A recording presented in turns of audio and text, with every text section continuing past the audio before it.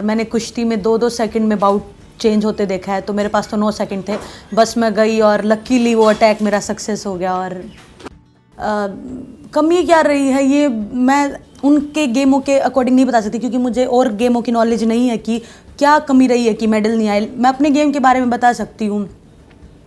अपने गेम के बारे में है कि अगर मतलब हमें और बाहर ट्रेनिंग कैंप्स और ज़्यादा कंपटीशंस अगर हमें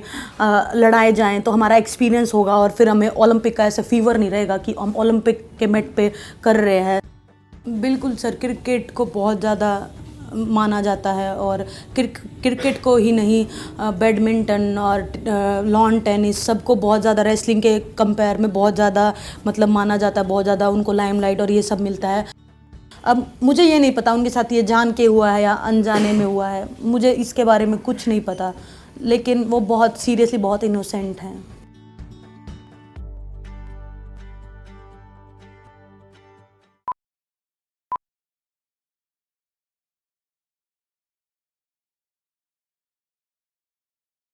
वो पल दोबारा याद करें जब आप ट्रेल कर रहे थे अपने ब्रोंज मेडल बाउट के अंदर, तो वो लास्ट 10 से 12 सेकंड के अंदर आपके मन में क्या चल रहा था? क्योंकि बड़ा मूव चाहिए था उस टाइम जीतने के लिए, तो वो 10-12 सेकंड कैसे, क्या फोकस किया, क्या सोचा, वो थोड़ा अगर आप रिलीव कर पाए वो लास्ट के 10-12 सेकंड उस बाउट के।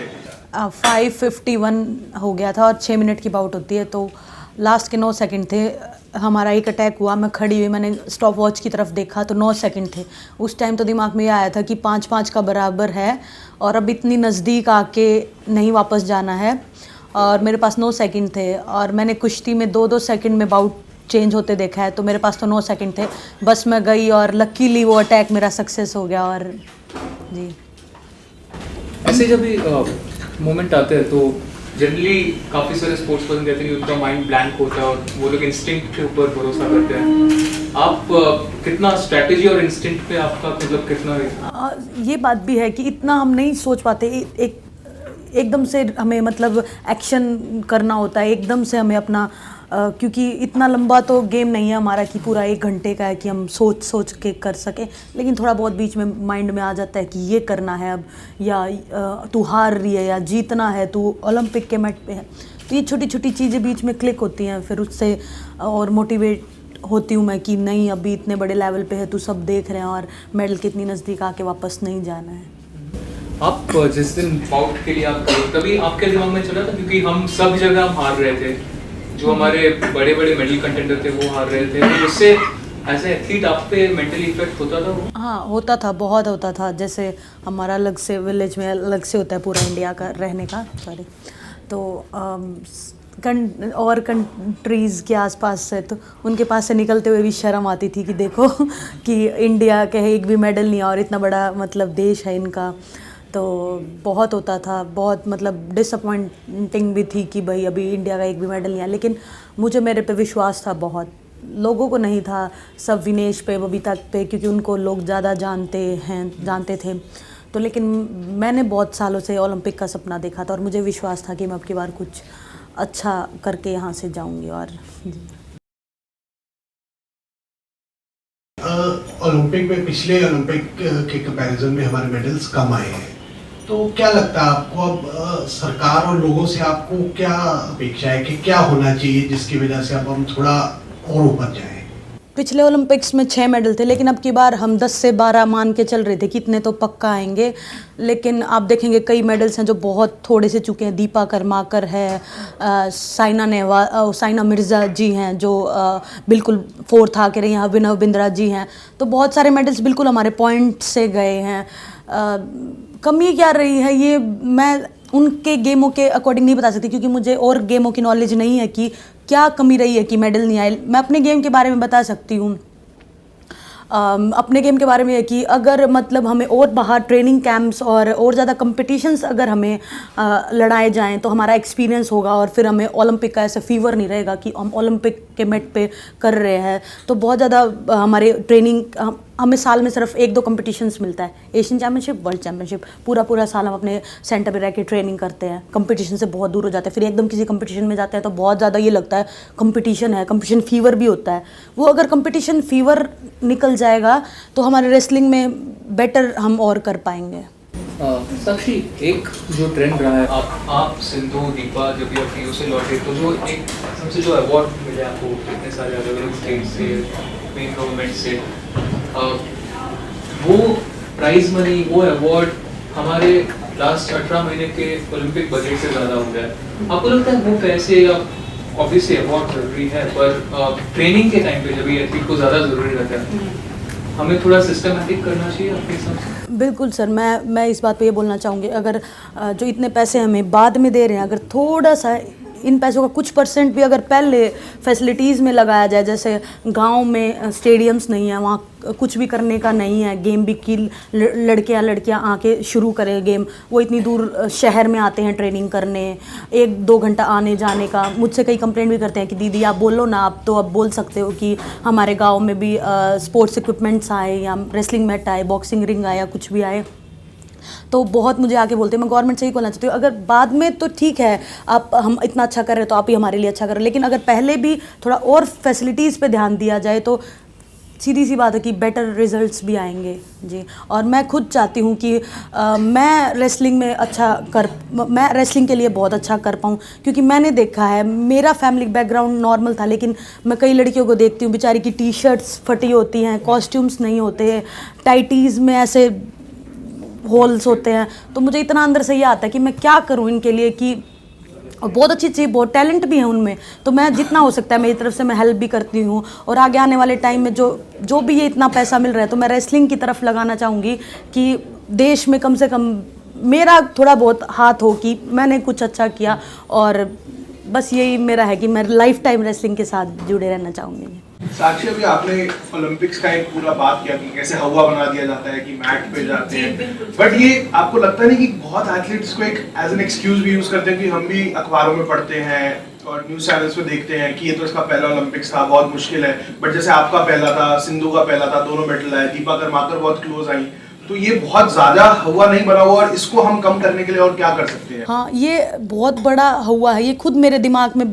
बिठाया गया था कि ओलंपिक्स है, पता नहीं क्या होता है, पूरे देश के टॉप एथलीट्स आते हैं और वहाँ तो पहली बाउट जीतना मतलब बहुत बड़ी बात हो जाएगी, तो बहुत मेरे माइंड में भी यही बिठा रखा था। और ये कम करने के लिए मैंने अभी आपको बताया कि हमें ज़्यादा से ज़्यादा जो ओलंपिक्स में एथलीट्स आते हैं उनके साथ कंपटीशंस ज़्यादा से ज़्यादा मिले, उससे कम ओलंपिक से पहले हमें उनके साथ ट्रेनिंग करने को मिले, कैंप्स लगते हैं बाहर, और जबकि एक कैंप हमें भी दिया गया था स्पेन में, और ज़्यादा से ज़्यादा कंपटीशंस उनके साथ मिले, तो वो एक हवा ख़त्म हो जाएगा कि ओलंपिक चैंपियन के साथ बाउट आ रही है। वो हवा इसलिए ख़त्म हो जाएगा क्योंकि उनके साथ हमने ट्रेनिंग कर चुके हैं और उनके साथ हमारी बाउट हो चुकी है। और मेरा प्लस पॉइंट अब की बार ये रहा है, ओलंपिक में जाने से पहले हमारा कैंप लगा था स्पेन, वहाँ पे मेरे वेट की तकरीबन क्वालिफाई लड़कियाँ आई हुई थी ट्रेनिंग के लिए, और कैंप से पहले एक कंपटीशन था, उस कंपटीशन में मैं 3rd आई थी, और उसके बाद वो कैंप रहा था 10 दिन। तो उन 10 दिन में जो मेरी अपोनेंट्स थी, जिसके साथ मेरी पहली बाउट्स थी, मेरी उसके साथ बाउट हुई, जो वर्ल्ड में चैम्पियन थी, 2nd आई थी, उसके साथ मेरी बाउट हुई, तो इतना मन खुल गया कि ये तो कुछ भी नहीं है, मैं इतनी डर रही थी, मेरी बाउट है इनके साथ, और ये सब बहुत फ़र्क पड़ा है। और वो भी उस 10 दिन की ट्रेनिंग में, अगर हमें महीना या साल में 1-2 बार ये चीज़ मिले तो सीरियसली हम उनसे बहुत अच्छे हैं, और वो हमारी जितनी ट्रेनिंग नहीं कर सकती।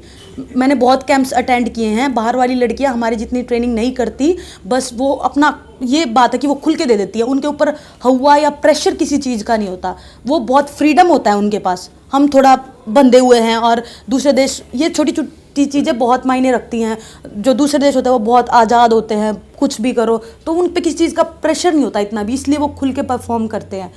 तो हवा हटाने की सिर्फ यही बात है कि ज़्यादा से ज़्यादा कंपटीशंस और कैंप्स हमें उनके साथ दिए जाएंगे तो हम और बेटर परफॉर्म करेंगे। साक्षी, ये इंडिया में जैसे ज़्यादा फोकस क्रिकेटर्स पे रहता है, आपको लगता है कि ज़रूरत से ज़्यादा इस गेम पे फोकस है? आप आज यहाँ आई हैं, आप ओलंपिक में वर्ल्ड में ओलंपिक मेडल लेने के बाद आपको इतना रिकग्निशन मिल रहा है, जबकि नॉर्मल क्रिकेटर कोई मतलब हरियाणा भी रिप्रेजेंट कर लेगा तो अपने आप को स्टार समझता है, एक IPL का मैच खेलेगा तो ये कितना इम्पोर्टेंट है इस कंट्री के लिए कि रेसलर को जब या कोई ओलंपिक स्पोर्ट्स वाले को मेडल मिलने के बाद से पहले भी उसको कुछ रिकग्निशन होना चाहिए इस कंट्री में? बिल्कुल सर, क्रिकेट को बहुत ज़्यादा माना जाता है, और क्रिकेट को ही नहीं, बैडमिंटन और लॉन टेनिस सबको बहुत ज़्यादा रेसलिंग के कंपेयर में बहुत ज़्यादा मतलब माना जाता है, बहुत ज़्यादा उनको लाइमलाइट और ये सब मिलता है। तो ये चीज़ के लिए मेरी हमेशा ही शिकायत रहती है। पिछले 3 ओलंपिक्स में आप देखेंगे कि रेसलर ही मेडल लेके आ रहे हैं, फिर वो पीछे क्यों हैं, उनको सब चीज़ कम क्यों मिलती है। और अब की बार भी 50% रेसलर हैं और गेम में कहाँ है मेडल। तो और फिर भी रेसलिंग के कोई नहीं पूछता, रेसलिंग को इतना और गेमों के लेवल पे नहीं माना जाता, क्यों? इसका आंसर कोई तो दो मुझे कि क्यों, क्या कमियां, हम इंसान नहीं है क्या? तो ये चीज़ के लिए तो मेरी हमेशा ही शिकायत रहती है। मैं हर जगह इंटरव्यू में ये बात बोलती हूँ कि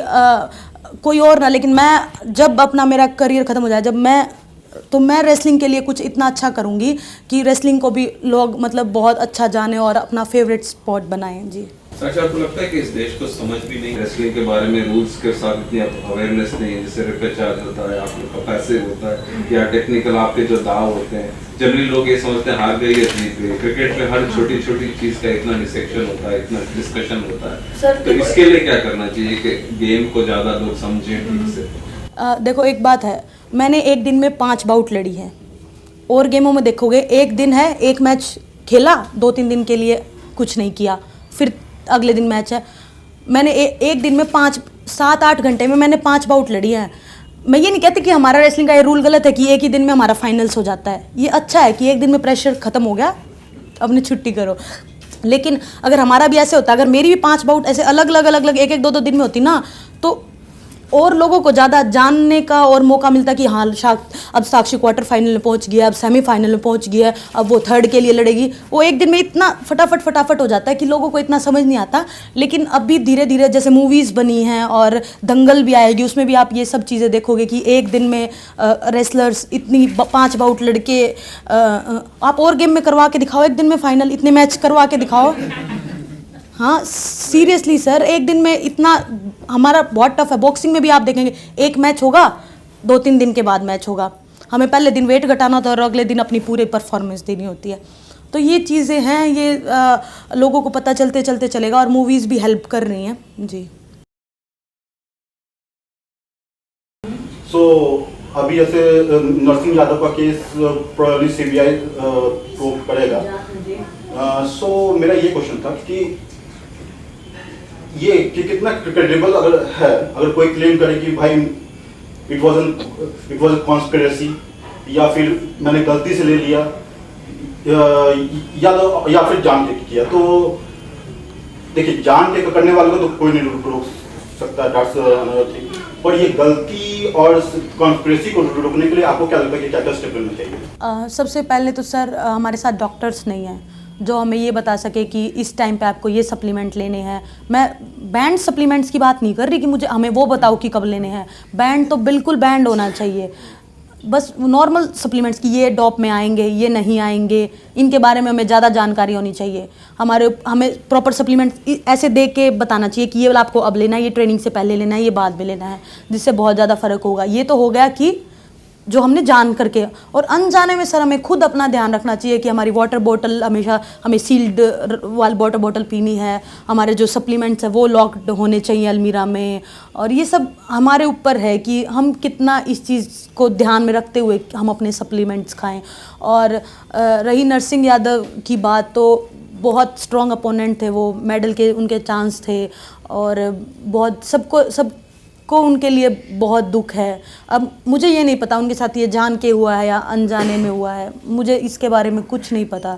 लेकिन वो बहुत सीरियसली बहुत इनोसेंट हैं।